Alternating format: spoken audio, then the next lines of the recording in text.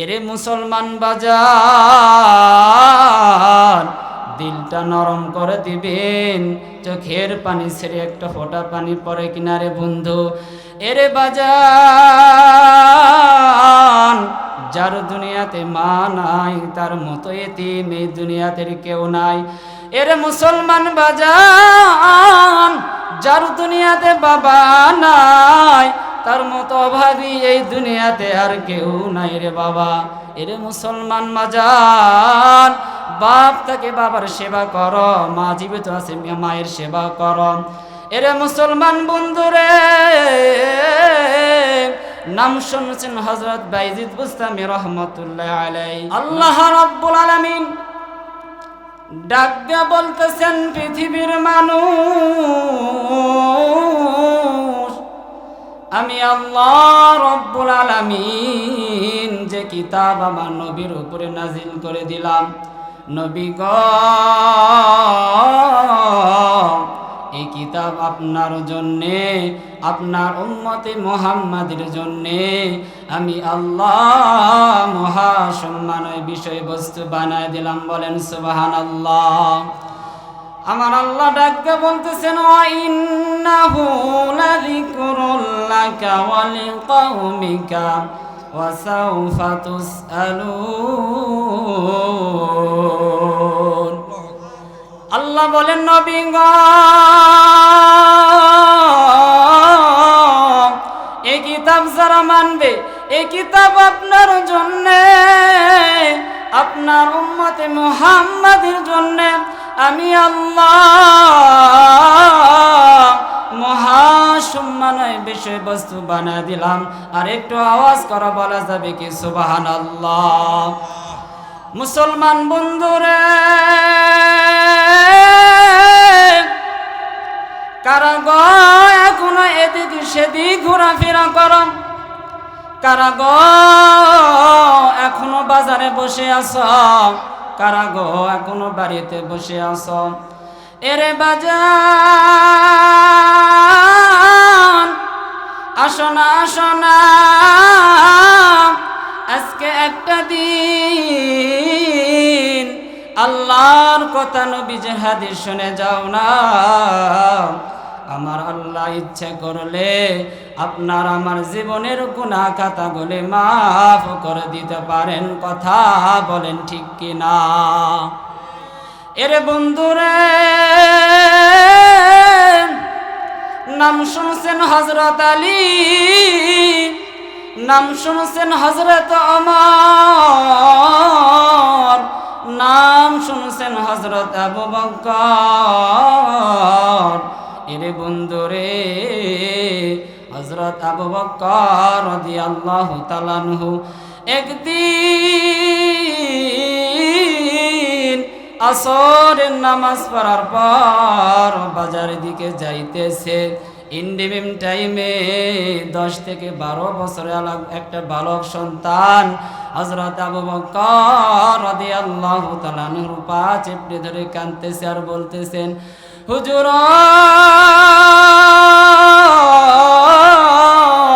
আমার মা বলছে আপনাকে আমার সঙ্গে আমার বাড়িতে যাইতে হবে। হযরত আবু বকর ডাকতে বলতেছেন, ভালো করে কেন তোমার বাড়িতে যাব একটু তুমি বলো না। আল্লাহর বান্দা হযরত আবু বকর এইরকম করে কান্নাকাটি করার পর ওই বালক সন্তান ডাক দিয়া বলতেছেন, হুজুর আমার মা বলছে যদি কোনো আলিম মানুষ, যদি কোনো জান্নাতি মানুষ যদি কোনো মানুষের বাড়িতে বেড়াইতে যায়, আমার আল্লাহ ওই হাফেজের বদলতে, ওই জান্নাতি মানুষের বদলতে ওই ব্যক্তিকে শিফা দান করে দেয়। একটু আওয়াজ করে বলা যাবে কি সুবহানাল্লাহ। মুসলমান বন্ধুরে, হযরত আবু বকর ডাক দিয়ে বলতেছেন, ভালো করে আমার মন সাক্ষী দেয়, আমার মন বলে এই যুবকের মা একজন নেককার পরেজগারী মহিলা। আল্লাহর নবী সাহাবীদেরকে ডাক দিয়ে বলতেছেন, সাহাবীরা রে, চলো চলো চলো, এই যুবকের বাড়িতে আমরা যাব। এরে বন্ধুরে, আল্লাহর নবীর সাহাবী হযরত আবু বকর পিছনে পিছনে যায়, ওই বালক সন্তান সামনে সামনে যায়। মুসলমান বন্ধুরে,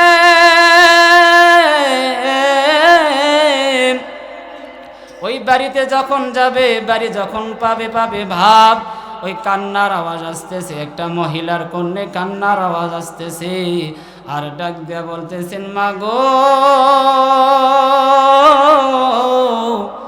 আজ থেকে আমি কারে আব্বা বলে ডাকবো গো মা। মা গো,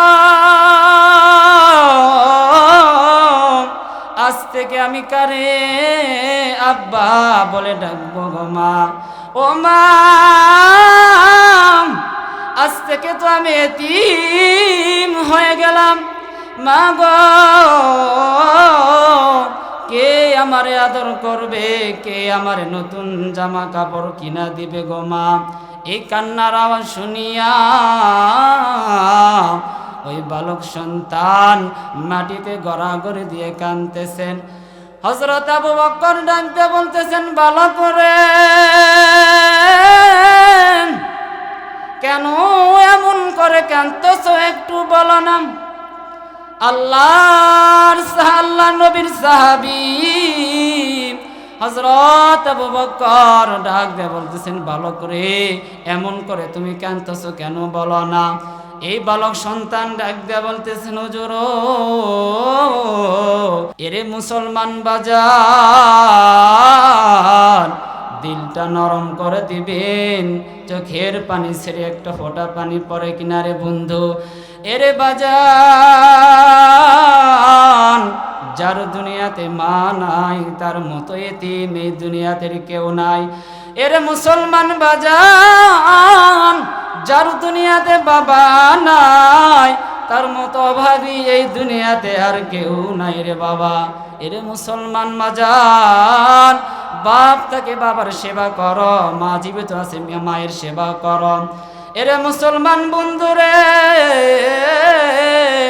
নাম শুনছেন হযরত বাইজিদ বুস্তামি রহমতুল্লাহ আলাইহি, নাম শুনেন না আপনারা? এই বাইজিদ বুস্তামি কিসের জন্য আল্লাহ ওলি হয়েছে সবাই জানেন। মায়ের দোয়ার জন্য সে আল্লাহর ওলি হয়েছে।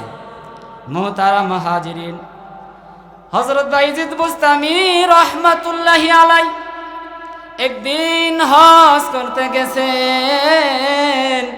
হজ মুরাকাবা কর অবস্থায় আল্লাহকে বলতেছেন, আল্লাহ, এই ময়দানে তো অনেক লোক হজ করেছে গো আল্লাহ, আপনি কি সকলের হজ কবুল করছেন? আল্লাহ ডাক দিয়ে বলতেছেন, বাইজিদ, আমি সকলের হজ কবুল করেছি, কিন্তু আমি এক ব্যক্তির হজ কবুল করি নাই। হযরত বাইজিদ বুস্তামি রহমাতুল্লাহি আলাইহি ডাক দিয়ে বলতেছেন, আল্লাহ, সে ব্যক্তি ডাকে আপনি আমাকে একটু জানিয়ে দেন।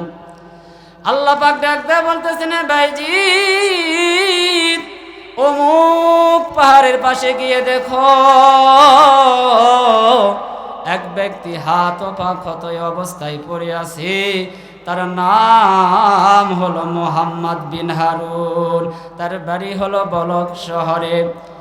এই কথা শোনার পর হযরত বাইজিদ বুস্তামি রহমাতুল্লাহি আলাইহি ওই পাহাড়ের দিকে ছুটে গেলেন। যাওয়ার পরে দেখতেছেন এক ব্যক্তি হাত ও পা ক্ষত অবস্থায় পড়ে আছে, আর আল্লাহর নাম নিতেছি।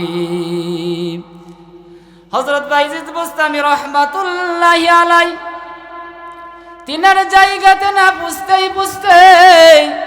সে চিৎকার দিয়া বলতেছেন, হে বাইজিদ, আমার হজ কবুল হয় নাই, সেজন্য কি তুমি আমাকে দেখতে আসিয়াছ? আজ আমি 28 বছর যাবৎ হজ করি, কিন্তু আমার আল্লাহ একটা হজ কবুল করে নাই। হযরত বায়জিদ বুস্তামি রহমতুল্লাহি আলাইহি অবাক হয়ে গেলেন, এ মুহাম্মদ বিন হারুন, তুমি এত আল্লাহর নিকটে পৌঁছাইছো, আমার নাম বায়জিদ, তাও তুমি জানতে পারেছ, আর কি জন্য তোমার হজ কবুল হইতেছে না তুমি কি তা জানো নাই?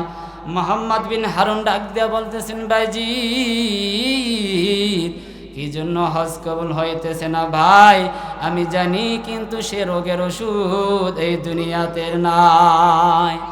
তার মানে কি জানেন? তিনার মা ইন্তিকাল করেছে। মুহাম্মদ বিন হারুন ডাক দিয়ে বলতেছেন, বায়জিদ, কোন এক সময় আমার স্ত্রীর রন্ধন কাজে ব্যস্ত ছিল, আমি আমার মাকে ধাক্কা মেরে ফেলে দিয়েছি। আমার মা ধাক্কা খেয়ে, আমার মা কষ্ট পেয়ে আল্লাহর কাছে ডাক দিয়ে বলতেছেন, আল্লাহ, আমার এই সন্তান আমাকে কষ্ট দিছে, আল্লাহ যে সন্তানের জন্য আমি এত কষ্ট করেছি, ওগো আল্লাহ, নিজে না খেয়ে আমার সন্তানকে খাওয়াইছি, নিজে না জিনিস না খেয়ে আমার সন্তানকে মহব্বত করে খিলাইছি, ওগো আল্লাহ, আমার এই সন্তান আমাকে কষ্ট দিছে, ওগো আল্লাহ, আমার দোয়াখানা কবুল করে নেন। বলেন তো ভাইয়েরা, মায়ের দোয়া যদি কবুল করে, বদদোয়া যদি কবুল করে, বলেন তো আল্লাহ তাআলা দোয়া কবুল করে কি করে না? এভাবে করে না? মা যদি বদদোয়া করে আল্লাহ তাআলা দোয়া কবুল করে। মাগো তোমার মতন লয় না কেহ আমায় বুকে টানি, আঁচল দিয়া মুছে না কে,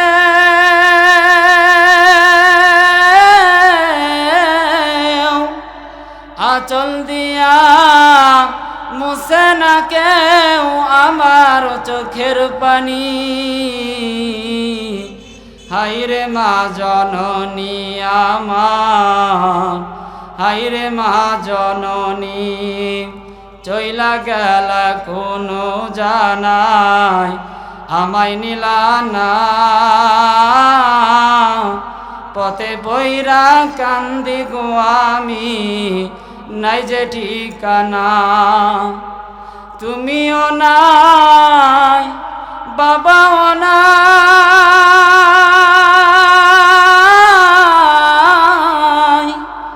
তুমিও নাই, বাবাও নাই, দুঃখ নিয়া মুনি,